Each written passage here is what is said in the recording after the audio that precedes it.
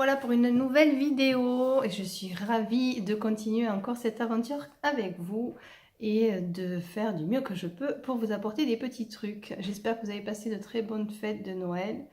On arrive à la fin de l'année et donc il y a des nouvelles résolutions à poser pour ceux qui veulent essayer de changer des choses dans leur vie.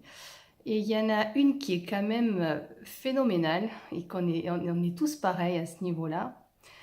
Il y a quelque chose qu'on fait tous et qui nous pourrit l'existence, c'est on fait en permanence des suppositions. Alors c'est très rapide, hein, ça se met en place très très rapidement dans notre tête.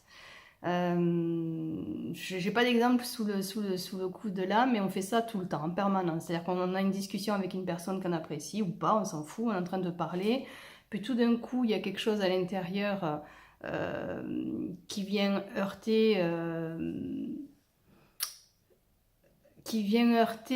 quelque chose qui vous met dans un inconfort, mais vous ne l'exprimez pas.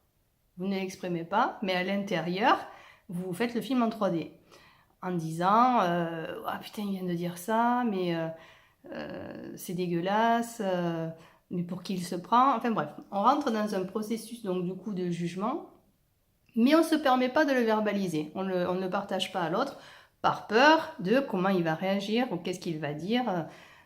Que va-t-il penser de ce que je suis en train de dire? Donc en fait, on fait dans notre tête la question et la réponse et on ne le partage pas. Et après, le pire, c'est qu'on croit que ce qu'on a fait comme supposition dans notre tête est la vérité. Parce que le cerveau ne fait pas la différence. Donc c'est, je crois, le plus gros des poisons. C'est quelque chose qu'il faut absolument essayer de dompter parce que on ne pourra pas, je pense, sauf avec beaucoup de pratique, mais je pense qu'on ne pourra pas s'en débarrasser. C'est quelque chose qui est là parce qu'à chaque fois, ça vient heurter un truc de chez nous qui est important. Et donc, du coup, si c'est important pour nous, eh bien, du coup, c'est bon pour tout le monde. Mais non, c'est juste le problème, c'est comment on le partage à l'autre. Et bien souvent, on ne le partage pas et on reste avec dans notre tête que ce que l'on croit est juste. Et ça crée beaucoup de malentendus, beaucoup de conflits familiaux, parce que chacun reste sur ses positions et personne ne partage rien.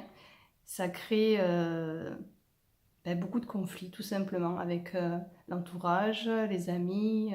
Et c'est quelque chose qui, vraiment, pour moi, même moi, même moi, mais je suis comme tout le monde, euh, mais moi, je veux dire, qui apprend un petit peu avec l'enseignement bouddhiste, la façon de méditer, avec même tous ces trucs-là, mais ça s'enclenche à une vitesse phénoménale. C'est un truc de fou.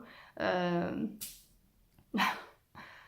Et je sais que ça me crée beaucoup de tristesse en fait quand je fais ça, parce que je me ferme, je me ferme aux autres, et du coup, ben, c'est pas bon pour moi. Donc je me rends compte de plus en plus que c'est pas parce qu'une personne qui est en face a une attitude qui vient me blesser ou a une attitude ou des mots qui viennent me blesser, bah que du coup, par mode de protection, paf, je ferme et je dis rien. Non, là je me rends compte qu'en fait si je suis blessée, ben, c'est bien, je vais me mettre à poil et je vais lui montrer que je suis blessée, mais il y a l'art et la façon de le partager. Je vais pas l'accuser.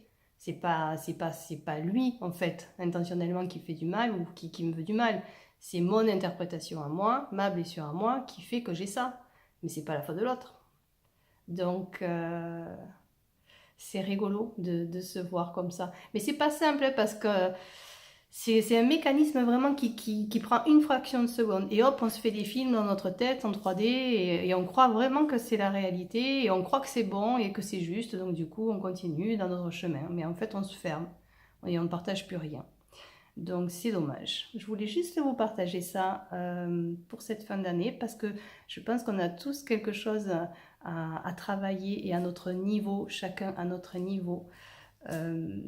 Faire des petits, c'est pas des efforts, c'est pas des efforts, mais se rendre compte en fait qu'on fait ça en permanence, des suppositions. Dès qu'il y a quelque chose qui nous va pas, qui nous convient pas, hop, on va supposer des trucs, on va le mettre au fond de notre tête et ça va devenir vrai alors que ça l'est pas. Donc j'espère que ça vous servira à vous aussi de vous voir comme ça sans jugement à chaque fois, parce que sinon, si en plus on se rajoute une couche en disant ah mais c'est voilà, je suis en train de. Non, juste voilà, sans jugement, on se voit arriver et c'est pas agréable. Parce qu'une fois qu'on se rend compte qu'en fait c'est nous qui avons créé beaucoup de choses, euh, ben, c'est pas simple d'accueillir ça. C'est pas simple du tout. Mais c'est une très belle expérience et je me rends compte que plus ça va et plus ce truc il se met en place et moins je suis euh, dans l'agression, moins je suis dans la fermeture. Donc c'est plutôt positif. Donc si c'est positif pour moi, peut-être que ça peut être positif pour vous. Je ne sais pas. Voilà, j'aime bien le je ne sais pas en fait. Ça me permet vraiment de redescendre un petit peu et de laisser venir ce qu'il y a à venir et de laisser faire ce qu'il y a à faire.